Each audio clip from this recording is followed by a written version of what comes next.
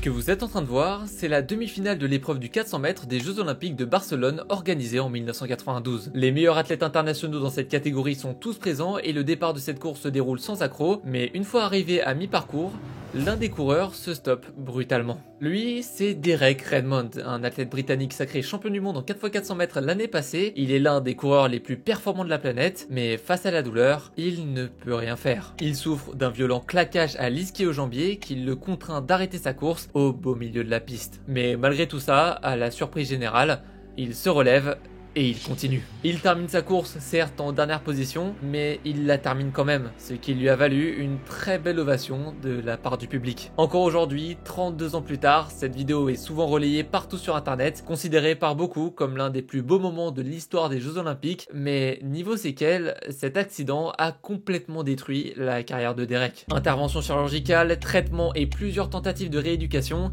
Derek a tout fait pour retrouver son niveau de forme, il a quand même tenté un retour à la compétition quelques années plus tard, mais les séquelles de sa blessure étaient telles qu'il s'est retrouvé contraint de mettre un terme à sa carrière. En athlétisme, comme dans tout autre sport à haut niveau, les accidents ne sont pas rares, mais aujourd'hui, on va se concentrer sur quelques-uns des pires drames jamais recensés dans cette catégorie. Malaise cardiaque, voire même victime collatérale d'un lancer de javelot. Ouais, cette vidéo va sûrement vous faire grincer des dents. Alors évidemment, je vais pas montrer de contenu trop explicite, vous inquiétez pas pour ça. Je suis d'ailleurs très content, c'est la première vidéo que je tourne sur cette chaîne secondaire. Sur cette nouvelle chaîne, je vais poster des vidéos clairement dans ce style, des mini-histoires de sport regroupées dans des petits formats d'une dizaine de minutes comme celui-ci. J'espère que ça vous plaira. Ça va me permettre de dédier ma chaîne principale aux histoires plus longues et détaillées. Bref, ne perdons pas plus de temps, elle, c'est Gail Devers, une des meilleures athlètes de l'histoire en 100 mètres et en 100 mètres haies, qui en presque 20 années de carrière en a traumatisé des coureuses sur les pistes. 9 titres de championne du monde cumulés en 60 mètres, 100 mètres, 100 mètres haies ou encore 4 x 100 mètres, plus de 3 médailles d'or olympiques et je vous épargne toutes les compétitions nationales qu'elle a remportées tout au long de sa carrière. En bref, c'est une athlète qui a toujours su rester compétitive, malgré une carrière en partie marquée par des problèmes de santé assez préoccupants. En 1988, lors des Jeux Olympiques d'été organisés à Séoul, Gail devait participer à l'épreuve du 100 mètres haies, mais malgré son niveau exceptionnel, elle fut finalement la dernière à fouler le pied sur la ligne d'arrivée. La raison, son état de santé. Pendant cette période, elle s'est mise à perdre beaucoup de poids, à perdre ses cheveux, sa vue s'est mise à baisser, elle avait de moins en moins d'énergie. Quelque chose ne tournait pas rond et elle en avait conscience. Pendant plus de 3 ans, aucun médecin n'a pu établir de diagnostic, et ce jusqu'en 2011, où la cause de ces symptômes, qui l'handicapaient au quotidien, a finalement été découverte. Gail souffrait de la maladie de Basedow, une affection auto-immune qui provoque une hyperactivité de la thyroïde. Entre perte de poids, tremblements, fatigue, nervosité, palpitations et j'en passe, les symptômes de cette maladie ne sont clairement pas compatibles avec une carrière à succès. Donc pour guérir et pour continuer à progresser en athlétisme, Gail Devers a entamé un traitement lourd à base de radiothérapie tout en continuant ses entraînements et en gardant en tête ses objectifs. Clairement, respect à elle. Après 2 ans de traitement et de convalescence, Gail participe aux Jeux de Barcelone 4 ans après ceux de Séoul qui, rappelez-vous, ne s'étaient pas super bien passés pour elle. Elle est motivée, elle veut ça ou plutôt ses médailles d'or. Mais tout va pas vraiment se passer comme espéré. Pour ce qui est du 100 mètres, tout se passe extrêmement bien pour elle. Elle finit par atteindre la première place de justesse au coude à coude avec 4 de ses adversaires. Seuls 6 centièmes de seconde la départage de la 5e coureuse à avoir franchi la ligne d'arrivée. Et c'est avec ce genre de stats qu'on se rend bien compte qu'un seul centième de seconde, ça peut faire la diff en sprint. Lors de la finale du 100 mètres haies, elle est confiante. Après tout, c'est sa spécialité. Sa course commence très bien, elle met une vitesse à tous ses adversaires. Jusqu'à ce que... Ouais...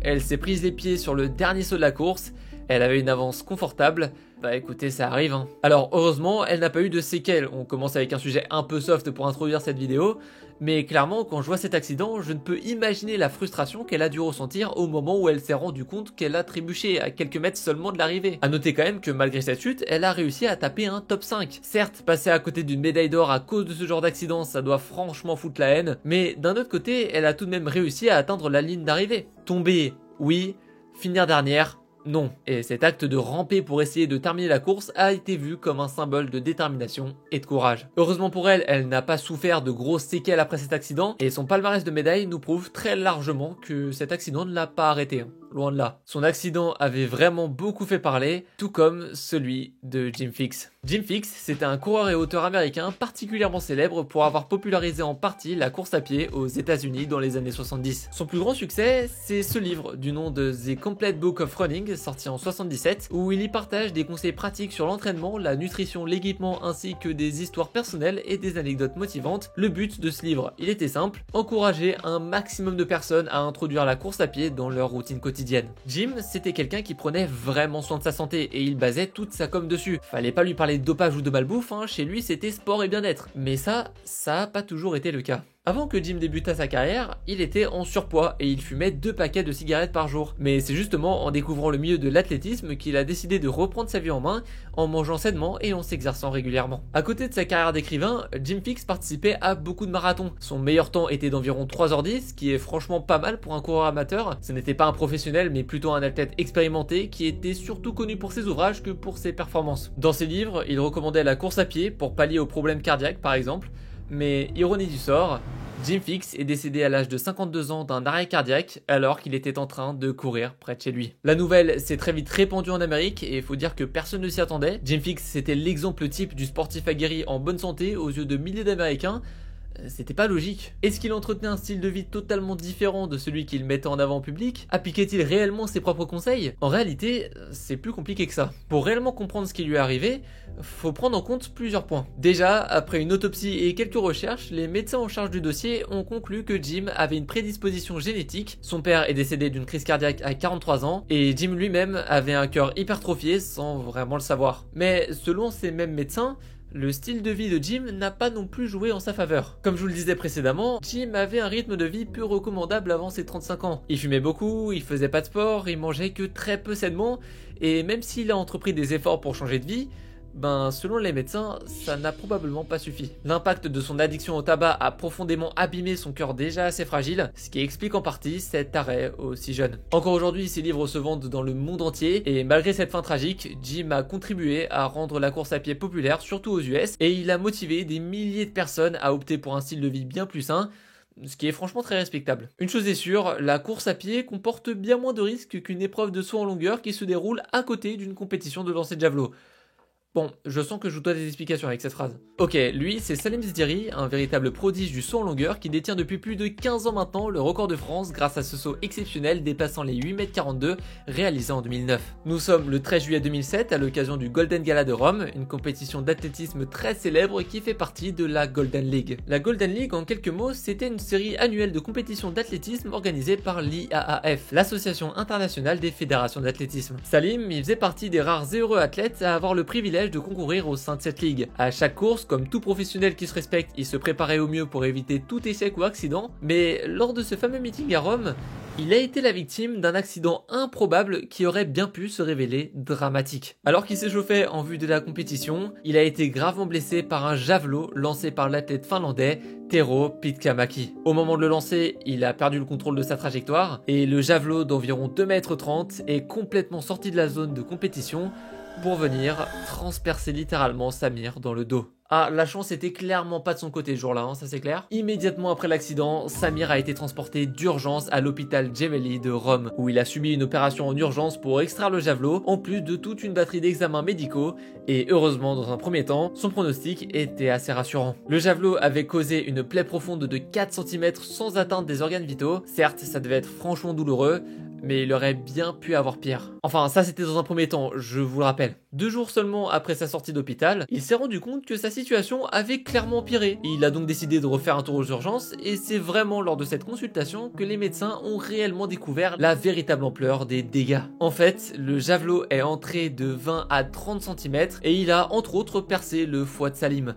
Ce qui est un diagnostic bien moins rassurant que le premier qu'il a reçu 2 jours plus tôt. La situation était finalement bien plus grave que ce qu'il pensait et pendant plusieurs mois, Salim a dû suivre des soins intensifs.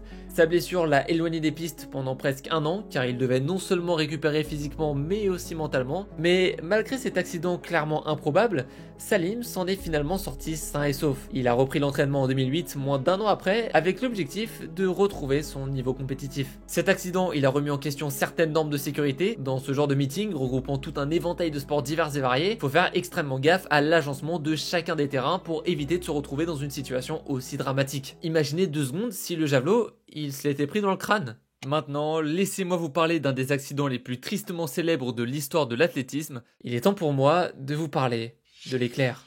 Bon, Usain Bolt, on ne le présente plus. Ce gars, c'est plus qu'un simple coureur talentueux, c'est une véritable légende qui, depuis plus de 15 ans, détient entre autres le record du monde du 100 mètres et du 200 mètres. À vue d'œil, son palmarès c'est aussi doré qu'un lingot d'or. Ce gars, c'était la bête noire de l'athlétisme, aussi bien en 100 mètres, en 200 mètres et en 4x100 mètres. Globalement, il était bon dans quasi tous les sports qui demandent une grande vitesse de course finalement. Grâce à ses performances qui restent encore aujourd'hui inégalées, Usain Bolt est devenu une réelle icône à l'échelle internationale. Il est rentré dans l'inconscient collectif. Je suis prêt à parier que même un enfant de 8 ans qui n'a jamais pratiqué d'athlétisme en club le connaît au moins de nom, à moins que je sois complètement dans le déni, je sais pas. Bref, beaucoup se souviennent de ses succès et de ses records mondiaux, mais ce que beaucoup oublient, c'est toutes les fois où il a dû faire face à des échecs particulièrement difficiles. L'accident qui m'a le plus marqué à son sujet reste de loin sa chute lors de la dernière course de sa carrière en 2017. Pour le contexte, faut savoir que Usain Bolt avait déjà annoncé que 2017 serait sa dernière saison en compétition. Il voulait mettre un terme à sa carrière après les championnats du monde de 2017, mais tout ne s'est pas vraiment passé comme il l'espérait. Juste avant la course du 4x100 mètres, il a ressenti une vive douleur à la cuisse. Il s'était blessé avant le départ, mais il a malgré tout fait le choix de concourir coûte que coûte, car selon ses dires, ce n'était pas une question de vouloir,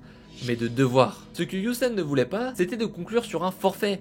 Ce n'était à aucun moment concevable pour lui. Il préférait finir 3ème, voire même dernier, plutôt que d'annoncer un forfait à l'occasion de la dernière course de sa carrière. Franchement, ça peut se comprendre. Mais ce qui est pire que de conclure sa carrière sur un forfait, c'est de la conclure sur une blessure en s'écroulant au beau milieu de la piste. Usain Bolt avait conscience de cette éventualité, il savait qu'il risquait gros en se présentant sur le départ de la course, mais il a malgré tout répondu présent. Lors de cette course, Usain était le dernier relayeur, mais très vite, après son départ, il est violemment touché par une grosse douleur à l'ischio-jambier. C'est le scénario qu'il redoutait le plus pour la dernière course de sa carrière. Blessé, à terre, incapable de finir la course, devant les yeux du monde entier. La scène avait provoqué une vive émotion chez tous les supporters de l'éclair, et après cet accident, Usain a révélé plus en détail les coulisses de cette amère défaite. On a beaucoup travaillé avec le kiné sur la cuisse, et l'idée était que je m'échauffe énormément, que je ne me refroidisse surtout pas. Mais juste avant de rentrer sur la piste, il y a eu 2 cérémonies de médailles. On attendait derrière le panneau et le vent s'engouffrait et je n'avais aucun moyen de rester chaud. Mon corps et ma cuisse se sont refroidis et je pense que ça a contribué au fait que je me sois blessé. C'est une façon un peu bizarre et triste de dire que tout peut arriver.